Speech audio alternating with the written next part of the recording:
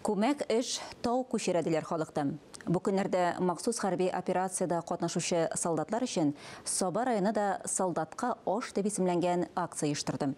Әлеге акция райондагы һәр җирлектә көннән-көн киңрәк кылыш белән дәвам итә. Игътибарыгызга Соба районының Җәмигъ мәчетеннән әзерләнгән репортажны тәкъдим итәбез. Соба Җәмигъ мәчетендә иртәдән үк эш гөрли. Солдатка аш акциясында катнашучылар, волонтерлар кечкенә капчыкларга аш тутыру белән мәшгуль. Тутырылачак ингредиентлар пешерелгән, туралган, махсус ясалган киптергечтә киптерелгән.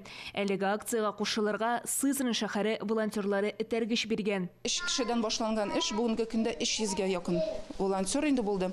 Һәм әлбәттә, Аллаһка шөкер, менә балтачлар да, теләчеләр дә безнең белән берлектә инде бу эшкә аларда тотындылар. Шул Сызраньның рецептларын алып, алар да бик көчле итеп эшләп баралар. Солдатка аш акциясында катнашучыларның үзләренең социаль челтәрләре бар. Бу аларга эшне тиз арада оештырырга ярдәм итә. Продукция җитмәү ачыкланганда да аны хәл итү авырлык тудырмады диләр оештыручылар. Бу очракта шәхси эшмәкәрләрнең ярдәме зур булуны да ассызыкладылар.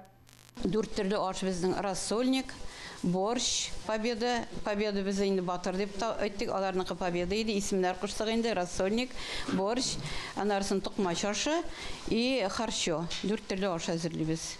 Соба мәчетендә волонтерлар, улары махсус хәрби операцияда булган әниләр, кулга-кул тотынышып эшли. Алар арасында Шәмәрдәннән бакчачы Илсияр Кәбирова, Юлбаттан тракторчы булып эшләгән Вәсилә Шымсетдинова да бар. Шактый күп эшне, мәсәлән, кислегән токмачларны идә газ духовкаларында киптергәннәр. Шул коробка эшенә балалар ясаган рәсемнәрне, теләкләрне һәрберсен шул коробкаларга тутырып барабыз. И сухари ипи киптердек инде. Аларны да шунда коробкага упаковать итеп тутырып җибәрәбез. Ингредиентлардан тыш аш һәм аны әзерләү тәртибе, кем тарафыннан әзерләнүе турында белешмә язуы да урнаштырылган.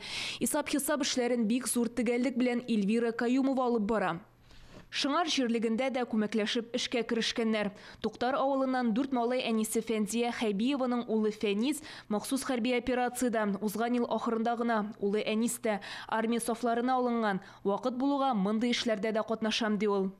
Бу көннәрдә 2000-нән артык порция аш пакетларга тутырылды. Гомумән 2 атнада барлыгы 4000-нән артык порция аш әзерләнгән. Шулай ук шактый күләмдә турап ипи дә киптереп пакетларга тутырылган. Динә Нәҗметдинова, Гөлназ Вахитова, Рәзил Нигъмәтов, Татарстан яңалыклары, Соба районы.